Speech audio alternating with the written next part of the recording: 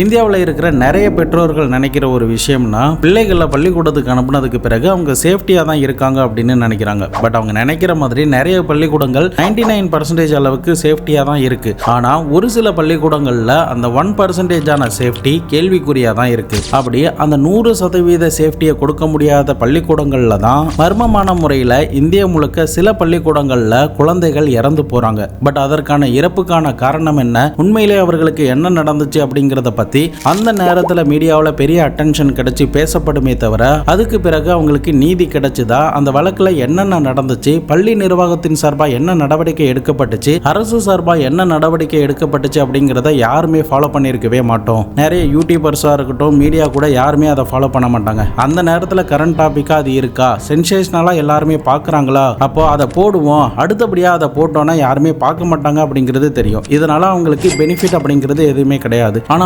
பாதிக்கப்பட்ட குடும்பத்தார்கள் தொடர்ந்து அதுக்காக போராடிக்கிட்டே தான் இருப்பாங்க. அப்படிதான் ஆந்திர மாநிலத்திலுமே 7 வருடத்திற்கு முன்னாடி 2017 கர்னூல் அப்படின்ற ஒரு மாவட்டத்தில் ஒரு பிரைவேட் ஸ்கூல்ல ஒரு தங்கச்சிக்கு ஒரு கொடூரம் ஒன்று நடக்குது. அந்த கொடூரத்துக்கான தெளிவோ நீதியோ இப்ப வரைக்குமே கிடைக்கல. அந்த பாதிக்கப்பட்ட சிறுமியோடைய அம்மா ஒரு மாற்றுத்திறனாளி. அப்படி முடியாம அவங்களால இருந்தாலும் கூட தொடர்ந்து தன்னுடைய மகளுக்கு நீதி கிடைக்கணும் அப்படின்னு சொல்லிட்டு ஏறாத கவர்மெண்ட் ஆபீஸ் கிடையாது, ஏறாத அரசியல்வாதிகளுடைய ஆபீஸ் கிடையாது. ஆனாலுமே இப்ப வரைக்குமே அவங்களுடைய பிள்ளைக்கு எந்த ஒரு நீதியுமே கிடைக்கல.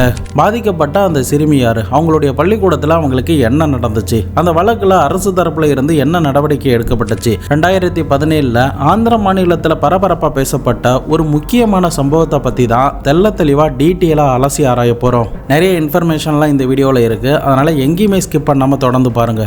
நான் உங்கள் Babu Shankar and welcome to Babu Shankar files.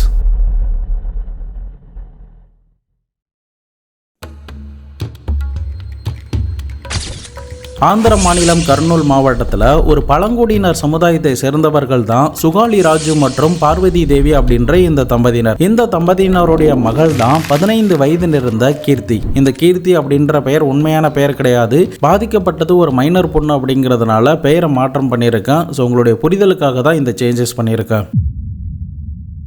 இந்த கீர்த்திக்கு சின்ன வயதுல இருந்து படிக்கிறதுனா ரொம்பவே பிடிக்கும். இவங்கள தான் கட்டமஞ்சி ராமலிங்க ரெட்டி அப்படின்ற ஒரு ஹை ஸ்கூல்ல இந்த அப்பா அம்மா சேர்த்து விட்டு இருந்திருக்காங்க. 2017 இந்த கீர்த்திக்கு 15 வயதா இருந்திருக்கு. 10ஆம் வகுப்பும் படிச்சுக்கிட்டு இருந்திருக்காங்க. ஸ்டேட் போர்டு எக்ஸாம் வரப்போறதுனால சின்சியரா அந்த பொண்ணு படிக்கணும் அப்படின்னு விருப்பப்படுறா. அது கூடவே அந்த பொண்ணு எப்போதுமே அவங்களுடைய கிளாஸ்ல ஃபர்ஸ்ட் ரேங்க் அப்படி இல்லைன்னா செகண்ட் ரேங்க் தான் எடுப்பாங்க. ஆனா டெய்லியுமே வீட்டுக்கு போயிட்டு வரதுனால 10ஆவதுல நம்ம நிறைய மார்க் எடுக்க முடியாம போயிடுமோ அப்படின்ற பயத்தினால நான் ஹாஸ்டல்ல தங்கி படிக்கிறேன் அப்படின்னா அந்த அப்பா அம்மா கிட்ட சொல்றாங்க. அதன் அடிப்படையில் அந்த பிரைவேட் ஸ்கூலோடைய ஹாஸ்டல்லையே இந்த அப்பா அம்மா அந்த பிள்ளையை சேர்த்து விடுறாங்க. அதன் பிறகு அந்த பொண்ணுமே ஹாஸ்டல்ல தங்கினபடியே நல்லா தான் படிச்சுக்கிட்டு வராங்க.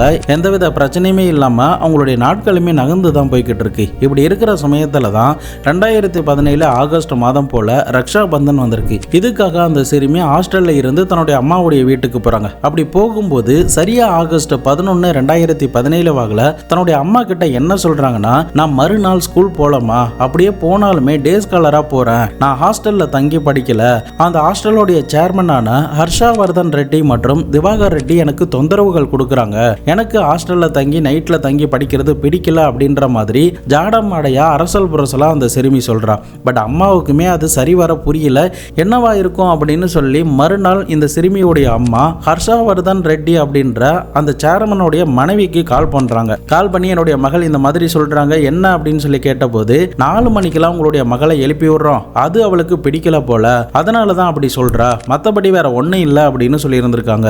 பட் அந்த சிறுமியுமே அந்த ஹாஸ்டல்ல என்ன நடக்குது அப்படிங்கிறத தன்னுடைய அம்மா கிட்ட தெளிவா கூட சொல்லல. இதனால அடுத்த நாள் அந்த சிறுமியை மறுபடியுமே ஹாஸ்டல்ல சேர்த்து விட்டு இருந்திருக்காங்க. அதன் பிறகு சரியா ஒரு வாரம் கழித்து ஆகஸ்ட் 18, 2017 வாக்குல இந்த கீர்த்தியோடைய பாட்டி அவங்கள பாக்குறதுக்காக ஹாஸ்டல் போயிருந்திருக்காங்க. அப்போ அந்த சிறுமி பயங்கர பயத்தோடையும் பதட்டத்தோடையும் நிக்கிறத அந்த பாட்டி பாக்குறாங்க. அவங்களுக்கு பக்கத்திலேயே ஒரு வார்டன் வர நிக்கிறாரு. என்னாச்சு, யாரு இவங்க அப்படின்னு சொல்லி கேட்ட போது இவங்க தான் இந்த ஸ்கூலுடைய சேர்மன், இவங்களுடைய பேர் ஜனார்தன் ரெட்டி, இவங்க தான் ஹாஸ்டலையுமே பாத்துக்கிறாங்க அப்படின்னு கீர்த்தி சொல்லி இருந்திருக்கா. ஆனா கீர்த்தியோடைய முகத்தை பார்க்கும்போது ஏதோ சொல்ல வர மாதிரி இருக்கு. ஆனா பக்கத்துல இந்த வார்டன் இருக்கிறதுனால எதையுமே சொல்லாம அந்த பாட்டி அந்த சிறுமியை பார்த்துட்டு அங்கிருந்து வீட்டுக்கு போயிருந்திருக்காங்க. அதன் பிறகு இரவு நேரத்துல அந்த கீர்த்தியோடைய அம்மா கூட உட்கார்ந்து சாப்பிடும் போதுதான் பேத்தியோடைய முகத்துல ஏதோ ஒரு பதட்டத்தையும் பயத்தையும் நான் பார்த்தேன். என்னமோ சொல்லணும்னு வந்தா, ஆனா பக்கத்துல வார்டன் இருந்ததுனால அவளால எதையுமே சொல்ல முடியல. நாளைக்கு போய் நேர்ல என்னன்னு போய் பார்க்கலாம் அப்படின்ற மாதிரி பேசிக்கிறாங்க. சரின்னு அந்த பாட்டியும் கீர்த்தியோடைய அம்மாவுமே அந்த வீட்டுல சாப்பிட்டபடியே இரவு உறங்கி இருந்திருக்காங்க. மறுநாள் காலையில போகலாம் அப்படின்னு அவங்க நினைக்கிறதுக்கு முன்னாடியே கீர்த்தியோடைய அம்மாவுக்கு ஸ்கூல்ல இருந்து ஒரு ஃபோன் கால் ஒன்று வருது. அந்த ஃபோன் காலில் பேசின ஒரு ஸ்டாஃப் என்ன சொல்றாருன்னா, உங்களுடைய மகளுக்கு உடல்நிலை சரியில்லை, உடனடியாக அழைச்சிட்டு பக்கத்தில் இருக்கிற ஹாஸ்பிட்டலுக்கு போங்க அப்படின்ற மாதிரி இன்ஃபார்ம் பண்ணி இருந்திருக்காங்க. உடனடியாக பதறி அடித்தபடி கீர்த்தியோடைய அப்பா அம்மா அந்த ஸ்கூலுக்கு போய் பார்க்கும்போது தான் அந்த ஹாஸ்டலோடைய ரூம்ல தங்களுடைய ஆசை மகள் துணியால கழுத்துல சுத்தினபடி ஃபேன்ல தொங்கிக்கிட்டு இருக்கிறத பார்க்கும்போது அந்த அப்பா அம்மாவுக்கு பயங்கர ஷாக். அழுதபடி தன்னுடைய மகளை போய் கட்டி அணைக்கிறாங்க. அதே சமயம் ஏற்கனவே போலீஸ் ஆபீசர்லாம் அந்த இடத்துக்கு வந்து அங்க அந்த சிறுமியை போட்டோஸ்லாம் எடுத்திருக்காங்க. சில டீடைல்ஸ் எல்லாத்தையுமே கலெக்ட் பண்ணிக்கிட்டு தான் இருக்காங்க. ஆனா இந்த அப்பா அம்மாவுக்கு லேட்டா தான் தகவல் கொடுக்கப்பட்டுச்சு அப்படின்ற மாதிரி சொல்றாங்க. அது கூடவே தொங்கிட்டு இருக்கிற அந்த சிறுமியை கூட யாருமே கீழே இறக்கவே இல்லை. இந்த அப்பா அம்மா தான் அழுதுகிட்டே சிறுமியை கீழே இறக்கி எங்க உயிர் இருக்குமோ அப்படின்னு சொல்லி தட்டி தட்டி அழுதபடியே எழுப்புறாங்க. அதை நம்ம நேர்ல பார்த்தா கூட கண்ணு எல்லாம் கலங்கிறது இருக்கும். அந்த மாதிரியான ஒரு வேதனையோட தான் அந்த அப்பா தன்னுடைய மகளுடைய கன்னத்துல தட்டி எழுப்பிக்கிட்டே இருந்திருக்காரு. ஆனாலுமே கீர்த்தி கிட்டே இருந்து எந்த ஒரு அசைவுமே இல்லை. கீர்த்தி ஏற்கனவே இறந்து போயிட்டதுனால போலீஸ் ஆபீசர் அந்த சிறுமியுடைய சடலத்தை மீட்டு பிரேத பரிசோதனைக்காக அனுப்பி வைக்கிறாங்க. பள்ளி தரப்புல இருந்துமே அந்த அப்பா அம்மா கிட்ட என்ன சொல்லப்படுதுன்னா, உங்களுடைய மகளுக்கு இன்னைக்கு பீரியட்ஸ் இருந்துச்சு, அதனால நான் கிளாஸ் அட்டன் பண்ணல, ஹாஸ்டலுக்கு போறேன் அப்படின்னு சொன்னாங்க. அதனால நாங்களுமே அனுப்பிட்டோம். ஆனா இங்க வந்து பார்த்ததுக்கு பிறகுதான் இப்படி மாட்டிட்டு தொங்கியிருக்காங்க அப்படின்ற மாதிரி பள்ளி தரப்புல இருந்து சொல்லப்பட்டுச்சு. ஆனா இதை எதையுமே அந்த அப்பா நம்பவே இல்லை. ஏன்னா கீர்த்தியோடைய அப்பா ராஜு என்ன சொல்றாருன்னா, என்னுடைய மகளுடைய கழுத்துல கருப்பு ஒரு கரை இருக்கு, அந்த மார்க்ஸ் இந்த துணியால ஏற்பட்ட மாதிரி தெரியல, வேற ஏதோ ஒரு கயிறாலேயோ ஒரு கம்பியாலேயோ இருக்குன மாதிரி தெரியுது. அது கூடவே என்னுடைய மகளுடைய உடம்புல நிறைய கீறல்கள்லாம் காணப்படுது. என்னுடைய மகளுக்கு பள்ளியோடைய சேர்மனுடைய 2 மகன்கள் தான் பாலியல் சீண்டல்கள்லாம் கொடுத்திருக்காங்க அப்படின்ற மாதிரி சில குற்றச்சாட்டுகளை இந்த ராஜு வைக்கிறாரு. மீடியாவிலுமே இந்த செய்தி பரவ ஆரம்பிச்சதுக்கு பிறகு ரொம்பவே அந்த சமயத்துல பரபரப்பா பேசப்பட ஆரம்பிக்குது.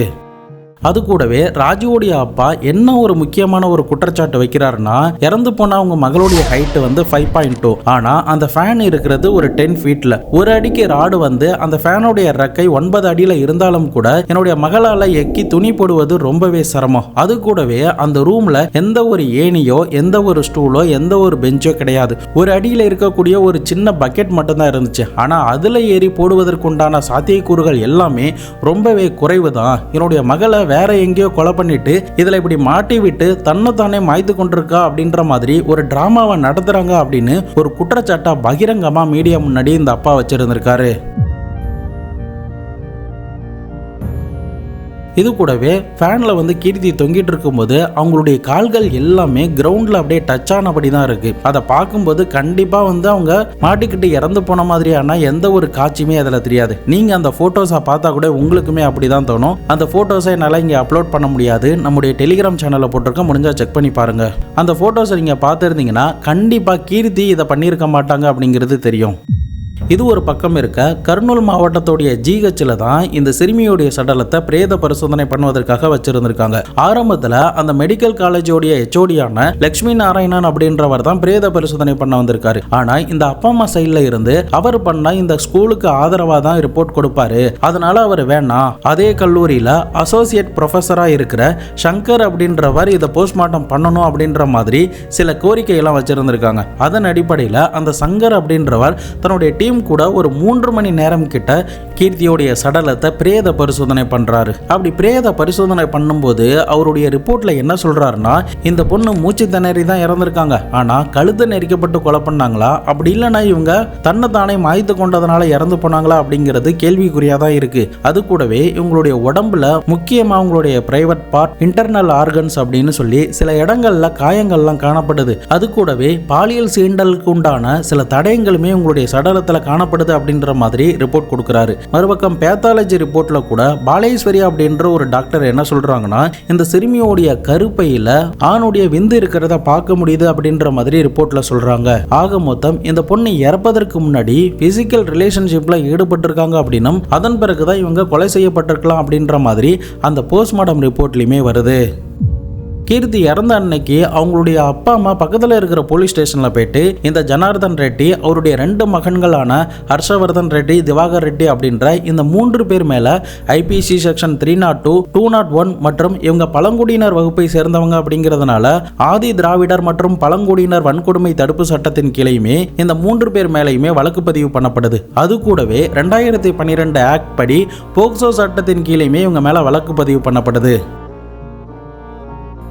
செப்டம்பர் 18, 2017 வாக்குல இந்த ஹர்ஷவர்தன் ரெட்டி, திவாகர் ரெட்டி அப்படின்ற 2 பேருமே போலீஸ் ஆபீசர் கைது பண்றாங்க. அதன் பிறகு அக்டோபர் 5, 2017 வாக்குல தான் ஜனார்தன் ரெட்டி அப்படின்றவர் போலீஸ் ஸ்டேஷன்ல வந்து ஆஜராகிறாரு. இதன் பிறகு இவர்களுக்கு தண்டனை கிடைக்க போகுது, நீதி கிடைக்க போகுது அப்படின்னு எல்லாருமே நினைச்சுக்கிட்டு இருந்த சமயத்துல தான் ஒரு மோசமான கிரைம் இங்கிருந்து தான் ஸ்டார்ட் ஆக போகுது அப்படிங்கிறத யாருமே எதிர்பார்க்கவே இல்லை. கீர்த்தி இறந்த மாதமான ஆகஸ்ட் மாதம் 2017 அந்த மாவட்டத்துடைய கலெக்டர் ஒரு 5 பேர் கொண்ட கமிட்டியை ஃபார்ம் பண்றாரு. அதுல உசைன் அப்படின்ற revenue department officer, Prasad Rao அப்படின்ற social welfare department officer, Tahira Sultana அப்படின்ற district education officer, doctor Indira அப்படின்ற கவர்மெண்ட் ஹாஸ்பிட்டலுடைய மகப்பேறு மருத்துவர் மற்றும் இவர்கள் கூட ராமச்சந்திர நாயக் அப்படின்ற ஒருத்தரையுமே சேர்த்து 5 பேர் கொண்ட ஒரு கமிட்டியை கலெக்டர் ஃபார்ம் பண்றாரு. இந்த கமிட்டி குற்றம் நடந்த இடத்துல ஆராய்ச்சி பண்ணதுக்கு பிறகு செப்டம்பர் 13, 2017 ஒரு ரிப்போர்ட் ஒன்று கொடுக்குறாங்க. அந்த ரிப்போர்ட்ல அவங்க சொன்ன விஷயங்கள் என்னன்னா, பள்ளிக்கூட தரப்புல இருந்து ஸ்டாஃப் சொன்ன கீர்த்தியுடைய இறந்த நேரமும் அட்டாப்சி ரிப்போர்ட்ல வந்த இறந்த நேரமுமே வேறுபடுது. இது கூடவே கீர்த்தி தன்னைத்தானே மாய்த்து கொண்ட அந்த ஃபேனுடைய ரெக்கை எதுவுமே வளையவே இல்லை. ரெக்கை கிட்ட தான் இவங்க துணியை போட்டு மாட்டி இருந்திருக்காங்க. ஆனா ரெக்கை பெண்டான மாதிரியான எந்த ஒரு தடயங்களுமே காணப்படல. அது கூடவே போஸ்ட்மார்டம் ரிப்போர்ட் மற்றும் ஃபாரன்சிக் ரிப்போர்ட்ல இந்த பொண்ணு பாலியல் சீண்டலுக்கு உள்ளாக்கப்பட்டிருக்கா அப்படிங்கிற உறுதியாகி இருந்திருக்கு. சம்பவம் நடந்தப்போ இந்த பொண்ணுக்கு பீரியட்ஸ் அப்படின்னு சொல்லப்பட்டதனால சானிடரி பேட்ஸ் கூட அவங்களுடைய உடம்புல காணப்படல அப்படின்னும், அது கூடவே கீர்த்தி அந்த ரூம்குள்ள என்ட்ரி ஆகிற மாதிரியான ஃபுட்டேஜ் மட்டும் தான் இருக்கே தவிர மற்றபடி அவங்க எங்க போனாங்க, என்ன ஆனாங்க, அதுக்கப்புறம் உள்ள ஃபுட்டேஜ் எதுவுமே, அந்த சிசிடிவி ஃபுட்டேஜ் எல்லாமே மிஸ் ஆகுது அப்படின்னும், இது கூடவே டைனிங் ஏரியால ஒரு சீக்ரெட் ரூம் இருக்கிறதுமே அந்த கமிட்டி கண்டுபிடிச்சிருந்திருக்காங்க. முக்கியமா இந்த குழந்தைகள் எல்லாமே சாப்பிடுவதற்கு ஃபர்ஸ்ட் ஃப்ளோர்ல இருக்கிற டைனிங் ஹாலை தான் யூஸ் பண்ணுவாங்க. அப்படி யூஸ் பண்ணும்போது அவங்க ரெஸ்ட் ரூம் போகணும்னா ஒன்னு செகண்ட் ஃப்ளோருக்கு போகணும், அப்படி இல்லைன்னா கிரவுண்ட் ஃப்ளோருக்கு போகணும். இந்த கிரவுண்ட் ஃப்ளோர்ல தான் அந்த சீக்ரெட் ரூமை கண்டுபிடிக்கிறாங்க. அந்த கிரவுண்ட் ஃப்ளோருமே ஒரு டைனிங் ஏரியா மாதிரி தான் யூஸ் பண்ணி இருந்திருக்காங்க. ஆனா அந்த கிரவுண்ட் ஃப்ளோர்ல ஒரு ஏசியோடைய அவுட்டோர் யூனிட் மட்டும் இருக்கும். இதை பார்க்கும்போது அந்த டைனிங் ஏரியாவில் ஏசி போட்டிருக்காங்க அப்படின்ற மாதிரி தோணலாம். ஆனா இந்த கமிட்டிக்குள்ள அந்த ஏசியோடைய அவுட்டோர் யூனிட்டை பார்த்ததுக்கு பிறகு அந்த ரூமை கண்டுபிடிச்சு உள்ள போய் பார்க்கும்போது தான் ஒரு ஸ்டார் ஹோட்டல்ல ஒரு லக்ஸரியான ரூம் எப்படி இருக்குமோ அந்த மாதிரியான ஒரு செட்டப்ல இந்த லக்ஸரி ரூமை கண்டுபிடிக்கிறாங்க. அது கூடவே அந்த ஃபர்ஸ்ட் ஃப்ளோர்ல இருந்து ஒருவேளை மாணவிகள் இறங்கி கீழே வந்தாங்கன்னா இவங்க வருவதற்குண்டான எந்த இடங்களிலுமே சிசிடிவி காட்சிகள் கிடையாது. ஈஸியா ஒருவேளை குற்றவாளிகள் சிறுமிகளை இந்த ரூம்குள்ள இழுப்பதற்குண்டான பாசிபிலிட்டிஸ் எல்லாமே அதிகப்படியான அளவுக்கு தான் இருக்கு அப்படின்னும், அந்த ரூம் கிட்டயுமே எந்த ஒரு சிசிடிவியுமே இல்லை அப்படிங்கிறத இந்த கமிட்டிக்குள்ள கண்டுபிடிச்சிருந்திருக்கு. இந்த பொண்ணு ஒரு மைனர், 15 வயசு தான் ஆகுது அப்படிங்கிறதுனால என்னதான் விருப்பப்பட்டு ஒருவேளை அவங்க உடலுறவு வச்சிருந்தாலும் கூட போக்சோ சட்டத்தின் கீழே அதுவுமே ஒரு கிரைம் தான், சம்பந்தப்பட்டவருமே கண்டிப்பா குற்றவாளி தான் அப்படின்ற மாதிரி அந்த 5 பேர் கொண்ட கமிட்டிக்குள்ள இந்த ரிப்போர்ட்ல இது எல்லாத்தையுமே தெரிவிக்கிறாங்க. அடுத்த கட்டமா போலீஸ் தரப்புல இருந்து இந்த கீர்த்தியோடைய சடலத்துல இருந்து 6 டிஎன்ஏ சாம்பிள் கலெக்ட் பண்ணப்பட்டதா சொல்லப்பட்டுச்சு. அதுல ரேண்டமா 2 டிஎன்ஏவை எடுத்து இந்த குற்றவாளிகள் 3 பேர் கூட மேட்ச் பண்ணி பார்த்திருக்காங்க. அப்படி மேட்ச் பண்ணி பார்க்கும்போது எதுவுமே மேட்ச் ஆகவே இல்லை. முக்கியமா அது எதுவுமே ஆணுடைய விந்து இல்லை அப்படிங்கிறது தெரிய வருது. கோர்ட்டை பொறுத்த வரைக்கும் அவங்களுக்கு ப்ரூஃப் மட்டும் தான் தேவை. இப்போ இந்த மாதிரியான ரிசல்ட் எல்லாம் வரும்போது இந்த 3 பேருமே இந்த வழக்குல தப்பிப்பதற்கு உண்டான பாசிபிலிட்டிஸ் தான் அதிகமா நீடிச்சுக்கிட்டே போகுது. 23 பேர்கிட்ட விசாரணை பண்ணதுல சம்பவம் நடந்த நாள் அன்னைக்கு இந்த 3 பேருமே அந்த ஹாஸ்டல்ல இல்ல அப்படின்ற மாதிரி சொல்லப்பட்டுச்சு. இதனால போதிய ஆதாரம் இல்ல அப்படின்னு சொல்லிட்டு அந்த மாநில நீதிமன்றம் சரியா அக்டோபர் 11, 2017 வாக்குல, அதாவது அவர்கள் கைது செய்யப்பட்டு 1 மாதத்துக்குள்ளேயே பெயில்ல வெளியில வந்துடுறாங்க.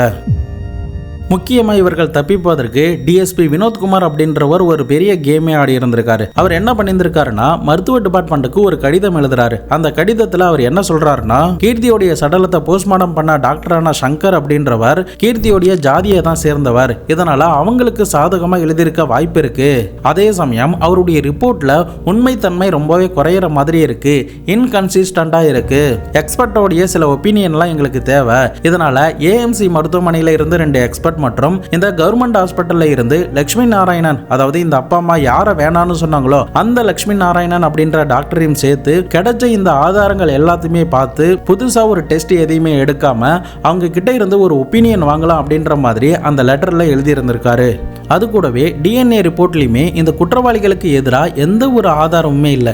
இதனால மேற்கொண்டு டிஎன்ஏ டெஸ்ட் எடுப்பதற்கு உண்டான பாயிண்ட்ஸ் எதுவுமே இந்த வழக்கில் காணப்படலை அப்படின்னும், அதனால இந்த கமிட்டியை ஃபார்ம் பண்ணி அவங்க கிட்ட இருந்து ஒப்பீனியன் வாங்குறது நல்லது அப்படின்ற மாதிரி அந்த லெட்டரில் இந்த டிஎஸ்பி வினோத்குமார் எழுதியிருந்திருக்காரு. மேற்கொண்டு அந்த 3 பேர் கொண்ட கமிட்டி என்ன சொல்லுதுன்னா, கிடைச்ச அந்த போஸ்ட்மார்ட்டம் ரிப்போர்ட், ஃபாரன்சிக் ரிப்போர்ட்லாம் பார்த்ததுக்கு பிறகு பாலியல் சீண்டல் நடந்த மாதிரியான எவிடன்ஸ் எதுவுமே இதில் காணப்படலை அப்படின்னும், இதை பற்றி எங்களால் ஒப்பீனியன் சொல்ல முடியாது அப்படின்னு சேஃபான சில வார்த்தைகளை பயன்படுத்தி அந்த கமிட்டிக்குள்ள ஒரு ரிப்போர்ட் ஒன்று கொடுக்குது. இதனால இந்த டிஎஸ்பி வினோத்குமார் என்ன பண்றாருன்னா, இந்த 3 பேர் மேலுமே ஐபிசி செக்ஷன் 302, 201 பிரிவின் கீழே வழக்கு பதிவுலாம் பண்ணப்பட்டுச்சுல, பாலியல் துன்புறுத்தல், கொலை மற்றும் ஆதாரங்கள் அளித்தல் போன்ற பிரிவுகள் எல்லாமே இவங்களுடைய வழக்கில் இருந்து நீக்கம் செய்யப்படுது. இதனால ஈஸியா இந்த வழக்கில் இருந்து தப்பிப்பதற்குண்டான ஒரு சூழ்நிலையை தான் இந்த டிஎஸ்பி வினோத்குமார் ஏற்படுத்தி கொடுக்கிறாரு அப்படின்ற மாதிரியான சில குற்றச்சாட்டுகளுமே அந்த சமயத்தில் வைக்கப்பட்டுச்சு.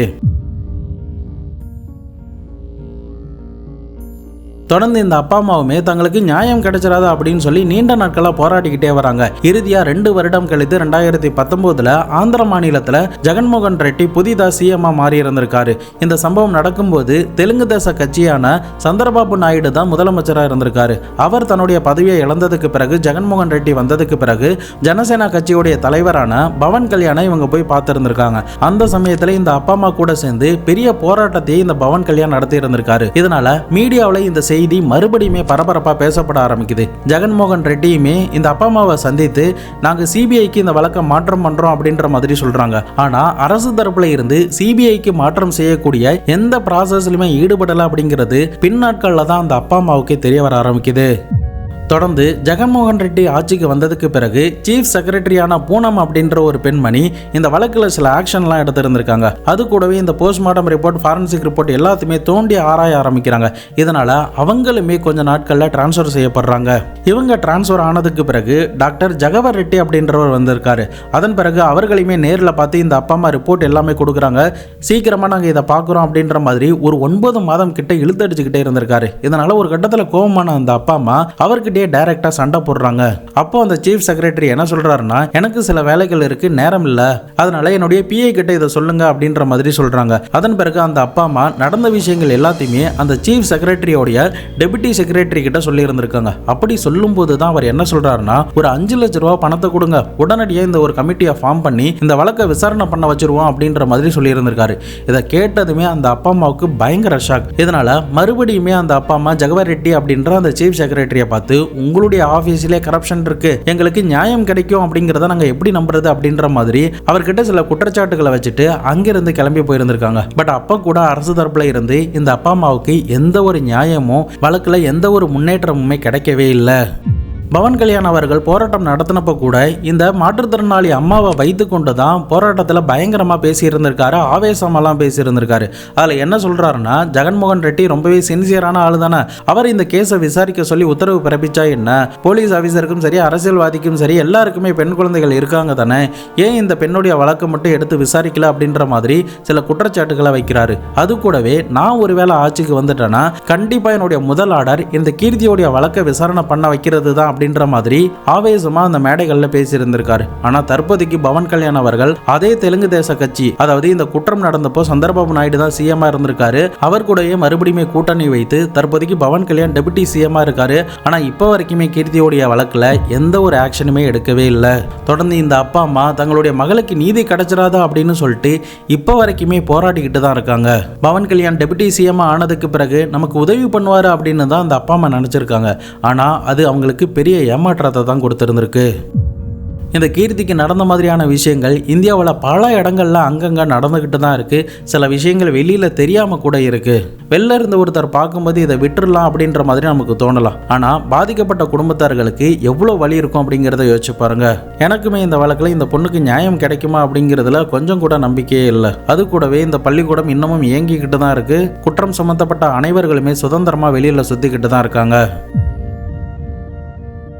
நீங்கள் இந்த சம்பவத்தை பற்றி என்ன நினைக்கிறீங்க, உங்களுடைய கருத்துக்கள் என்ன அப்படிங்கிறத மறக்காம இன்பாக்ஸில் சொல்லுங்கள். இதை பற்றி உங்களுடைய நண்பர்களும் தெரிஞ்சுக்கணும் அப்படின்னு நினச்சிங்கன்னா அவர்களுக்கும் ஷேர் பண்ணி விடுங்க. நம்ம சேனலுக்காக உருவாக்கப்பட்ட இன்ஸ்டாகிராம், டெலிகிராமில் ஃபாலோ பண்ணாதவங்க ஃபாலோ பண்ணிக்கோங்க, ஜாயின் பண்ணாதவங்க ஜாயின் பண்ணிக்கோங்க. நாளை மறுநாள் வேற ஒரு கிரைம் கேஸோட வேற ஒரு வீடியோவில் உங்களை வந்து சந்திக்கிறேன். அது வரைக்கும் உங்களிடமிருந்து விடைபெறுவது உங்கள் பாபு சங்கர்.